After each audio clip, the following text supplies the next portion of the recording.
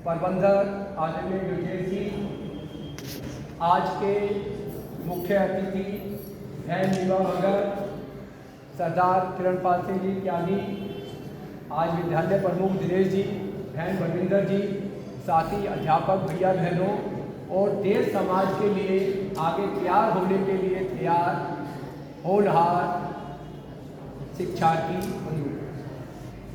अभी बहन जी ने भी बताया कि गुरु तेग बहादुर, तो थोड़ा सा ध्यान करें। एटीएम की मशीन आपने सबने देखी होगी, तो एटीएम की मशीन में से क्या निकलते हैं? ऐसे ही आज से 1200 साल पहले भारत में एटीएम की मशीन लगी थी। ए अरबी, टी तुर्की, एम मुगल, और ये भारत से हिंदुओं को निकालते थे। अभी बहन जी ने बताया औरंगजेब सवा मन जनेऊ जब इकट्ठे हो जाते थे तब तो वो जलपान करते थे। ऐसी एटीएम की मशीन लगभग 1200 साल तक भारत में लगी रही। कभी कोई भारत में केसधारी नहीं होता था, तो कैसे केसधारी बने, कैसे सिक्की बनी और फिर कैसे खालसा बना, ये सब तो हमें पता ही है। आज का विषय गुरु तेग बहादुर है। एक छोटी सी घटना ध्यान करें। एक बहुत बड़ा समुद्री जहाज था, उसमें व्यापारी भाई मक्खन लाल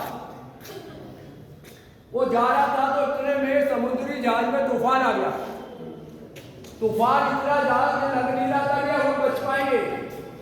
उस व्यापारी की गुरु परंपरा पर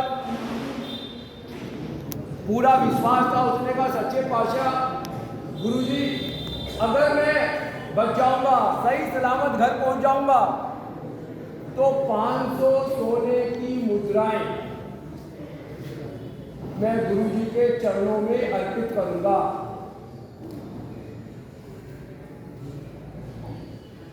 समय की बात है, तूफान भी खत्म हो गया, वो सही सलामत घर भी पहुंच गया। उसको ध्यान आया कि मैंने एक मन्नत मांगी थी, उस मन्नत को पूरा करना है। वो चल दिया। जब वो पहुंचा तो उस समय तक 8वें गुरु अपने लीला को पूरा कर केवल 8 वर्ष की आयु में भगवान को चले गए। और जाते जाते 9वें गुरु का नहीं बता के गए, पर एक शब्द बोला, बाबा बकोला। अब बाबा बकोला क्या था? एक गांव का नाम था। वहां सोडी वंश के 22 परिवार रहते थे। सब अपने आप को गुरु का प्रतिनिधि प्रस्तुत कर रहे थे। और उनमें से एक धीरमल के पास तो गुरु जी की पोथी भी थी। उसको तो लग रहा था मैं ही बनूंगा। अब ये ढूंढते ढूंढते व्यापारी मक्खन जी किसको देऊं, तो गांव के लोगों ने कहा, भाई तेरे को कहना था इन 22 में से कौन है गुरु का नौवा गुरु कौन बनेंगे? अब वो सबके पास जाता और 2 स्वर्ण मुद्राएं उनके चरणों में अर्पित करता, उनके हाव भाव देखता। 22 के 22 देखने के बाद वो नहीं लगा कि इनमें से कोई भी गुरु बन सकता है। बच्चे, छोटे छोटे बच्चे खेल रहे थे, कहते ना बच्चों में भगवान है। तो उन्होंने कहा बच्चों से, तुम्हारे गांव में और भी कोई महापुरुष है क्या? और भी कोई त्यागी है क्या? और भी कोई बलिदानी है? उन्होंने कहा है ना, गांव के बाहर एक आदमी है, वो तपस्या कर रहा है। वो उसके पास गए, उनके चरणों में भी 2 स्वर्ण मुद्राएं रखी। उन्होंने कहा बस बात तो 500 की हुई थी, बस। वो समझ गए। भाई मक्खन नाचने लगा, दौड़ने लगा। क्यों? क्योंकि मुझे 9वां गुरु मिल गया है। 9वां गुरु प्राप्त हो चुके थे। आगे जैसे बहन जी ने बताया, बाद में सरदार जी ने भी बताया कि आनंदपुर साहिब में 500 कश्मीरी पंडित भाई कृपा सिंह के नेतृत्व में आए और उन्होंने कहा कि लोग हमारा धर्म परिवर्तन कर रहे हैं, एक समाज में बहुत बड़ी समस्या आ रही है, कैसे बचा जाए? तो एक बार तो गुरु तेग बहादुर सोचने लग गए, चिंतित हो गए। उनकी गोद में ही बैठा था 9 वर्ष का गुरु गोविंद सिंह। पिता चिंतित थे, तो उन्होंने कहा, आप क्यों चिंतित हो? उन्होंने कहा, मुझे ऐसा लग रहा है देश, समाज और राष्ट्र के कार्य के लिए किसी महापुरुष को बलिदान देना पड़ेगा। तो छोटा सा बच्चा गुरु गोविंद सिंह कहता है, पिताजी आपसे बड़ा महापुरुष कौन होगा? आप तो 9वें गुरु हैं, आप तो गुरु के स्थान पर बैठे हैं। गुरु तेग बहादुर को अपने बच्चे में 10वां गुरु दिखाई दे गया था। तुरंत 10वें गुरु के चरणों में नमन कर वो दिल्ली की ओर चल दिए थे। जहां जहां गुरु तेग बहादुर जा रहे थे वो हिंदू समाज जागृत हो रहा था, एक हो रहा था। धीरे धीरे सैकड़ों नहीं हजारों लोग उनके साथ चले जा रहे थे। और जब ये बात औरंगजेब को पता चली कि ऐसे सारा हिंदू समाज जागृत हो जाएगा, तुरंत उन्होंने कहा गुरु तेग बहादुर को गिरफ्तार करके लाओ। गुरु तेग बहादुर को गिरफ्तार ही नहीं करा, 4 मास तक वहीं पर कैद में डाल दिया। उसके बाद दिल्ली बुलाया गया, 8 दिन तक वहां कैद में डाला गया। गुरु तेग बहादुर के साथ थे भाई मतीदास, भाई सतीदास, भाई दयाला। और चांदनी चौक में एक मंसूरी पिटवा दी गई कि आने वाली 11 नवंबर को सुनहरी मस्जिद के सामने गुरु तेग बहादुर का सर कलम कर दिया जाएगा। सैकड़ों नहीं, हजारों नहीं, लाखों लोग देख रहे थे कि कैसे बलिदान होगा। गुरु तेग बहादुर को पिंजरे में बांध के लाया गया। उनके साथ थे भाई मतीदास, भाई सतीदास, भाई दयाला। और जैसे ही काजी ने कहा, पहले उनको प्यार से समझाया गया, फिर धमकाया गया, फिर डराया गया, लेकिन जब कुछ भी नहीं हुआ तो उन्होंने कहा भाई मतीदास प्यार हो जाए। भाई मतीदास से कहा कोई अंतिम इच्छा है? कहा है, क्या इच्छा है? मेरा मुंह मेरे गुरु की तरफ कर दो, 9वें गुरु की तरफ कर दो। और भाई मतीदास को सजा क्या दी गई कि उनको आरे से काटा जाएगा। उनके शरीर के 2 हिस्से होंगे, 2 जलाद दोनों तरफ से आरा लेके शरीर को काट रहे थे। और भाई मतीदास जपजी साहिब पढ़ रहे थे। भाई मतीदास की आवाज तेज हो रही थी, खून के फवारे गवाही दे रहे थे कि यहाँ पे कुछ रक्त खड़ा था। भगवान सूर्यदेव को भाई मतीदास अपने खून का अर्थ चढ़ा रहा था। थोड़ी देर में तो उनकी आवाज शांत हो गई थी। भाई मतीदास 2 हिस्सों में पड़ा हुआ था नीचे, नैनम चित्रम की सिद्धानी। इतना कहते ही भाई दयाला को क्रोध आ गया, उसने शाप दिया, ये जो मुगल साम्राज्य है और ये जो औरंगजेब है, इसका वंश का नाश होगा। लेकिन काजी तो अरबी भाषा में कुछ और ही बोल रहा था। तुरंत कहा गया भाई दयाला को लेकर आओ। भाई दयाला को जैसे ही लाया गया, इधर बहुत बड़ा लोहे का डेक, उसमें नीचे आग लग रही थी, पानी गर्म होकर उबल रहा था। 11 नवंबर की सर्दी में भी लोगों के पसीने निकल रहे थे। और भाई दयाला हंसते हंसते आगे बढ़ रहा था। जल्लादों ने भाई दयाला के हाथ पैर बांध दिए गए और उसको एक गट्ठर के रूप में बना दिया। थोड़ी देर में उस उबलते हुए पानी में भाई दयाला को फेंक दिया। देखते देखते देश समाज के आगे भाई मतीदास और भाई दयाला का बलिदान हो चुका था। और काजी कह रहा था भाई सतीदास, जिनके बड़े भाई मतीदास का अभी थोड़ी देर पहले ही बलिदान हुआ था, अब भाई सतीदास का नंबर आ गया था। और भाई सतीदास को कैसे देश समाज और राष्ट्र के कार्य के लिए बलिदान करेंगे, लोग सोच रहे थे कि इन अत्याचारों के पास, इन मलेच्छों के पास, इन मुगलों के पास तो अनेक तरीके हैं। रुई के गट्ठर मंगवाए गए और रुई से उसके पूरे शरीर को बांध दिया गया। अब तो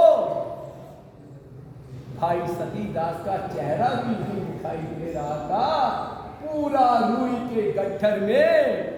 और काजी ने उसमें आग लगा दी थी। लोगों की तो अर्थियां जलती हैं। यहां तो भाई सतीदास स्वयं जल गए। लेकिन औरंगजेब को लग रहा था अगर गुरु तेग बहादुर इस्लाम को स्वीकार कर लेगा तो सारा सिख संतलन, सारा हिंदू समाज इस्लामिक हो जाएगा। लेकिन यहां तो कोई घबरा नहीं रहा था, सबके अंदर एक तेज दिखाई दे रहा था। और गुरु तेग बहादुर को फिर कहा कि इस्लाम स्वीकार कर लो। गुरु तेग बहादुर के 3 शिष्य अभी शौर्य का, पराक्रम का, बलिदान का एक अनोखा इतिहास लिख रहे थे। तो गुरु तेग बहादुर जी भी देश, समाज और राष्ट्रीय कार्य के लिए तैयार थे। तुरंत जल्लादों ने तो काजी के इशारे से गुरु तेग बहादुर की गर्दन काट दी थी। गुरु तेग जी का गर्दन कुछ क्षण के लिए तो धड़ के साथ थी और इतने में नीचे गिर गई। भगवान भी इस बात से नाराज हो गया था। भयंकर आंधी तूफान बारिश आने लग गई थी और इतने में गुरु जी के शिष्य अपने बलिदान के लिए आगे बढ़ रहे थे। सबसे आगे बढ़ा भाई जेता। भाई जेता कौन था? तो भाई जेता वाल्मीकि समाज का एक व्यक्ति था। भाई जेता ने गुरु जी का शीश तुरंत अपनी पगड़ी में बांधकर दौड़ चला। अब वो दौड़ते दौड़ते आगे जा रहा था तो एक जाटों का गांव था, वहां पे उसको मिला भाई खुशहाल दियाला। उसके घर पे वो रुका। खुशहाल दियाला के घर में चारों तरफ पता चल गया कि कोई व्यक्ति गुरु जी का शीश लेकर यहाँ पर आया हुआ है। तो सब लोग गुरु जी के दर्शन करने के लिए आ गए। लेकिन पीछे से मुगल सेना भी आगे बढ़ रही थी। भाई खुशहाल दियाला ने अपने लड़के को कहा कि मुगल सेना आ रही है, जैसे ही वो सेना आए मेरा सर काट कर उनको दे देना। गुरु जी का शीश आनंदपुर साहिब जाना चाहिए। उनका लड़का लड़ रहा था कि नहीं पिताजी आपका नहीं, मेरा शीश जाएगा। लेकिन उसने कहा क्या तू अपने पिताजी की अंतिम इच्छा भी पूरी नहीं करेगा? और लड़के ने आंखों में आंसू लेते हुए अपने पिता भाई खुशहाल दियाला की शीश काट कर रख दिया था। और इधर भाई जेता गुरु तेग बहादुर का शीश लेकर दौड़ ही रहा था। दौड़ते दौड़ते वो आगे एक गांव में पहुंचा तो वहां मिला भाई रामा। भाई रामा से पूछा क्या गुरु तेग बहादुर आपके घर आए थे कभी? उन्हें कहा नहीं, मेरे घर तो नहीं आए, लेकिन मेरे को वादा करा था गुरुजी, मुझे कह के गए थे कि तेरे घर जरूर आऊंगा। कहा आज गुरुजी तेरे घर आ गए। और जब उसके मेज पर उसने अपनी पोटली खोली और पोटली हटाई तो ना केवल भाई रामा, उसकी पत्नी और उसके बच्चों के मुंह से चीख निकल गई थी, क्योंकि वो तो गुरु तेग बहादुर का शीश था। आज गुरु तेग बहादुर ने अपना वचन निभाया था। वो जाते जाते भी भाई रामा के घर आए थे। दौड़ते दौड़ते 5 दिन में 16 नवंबर को भाई जेता ने गुरु तेग बहादुर का शीश 9 वर्षीय बालक गुरु तेग बहादुर के गोदी में रख। और इधर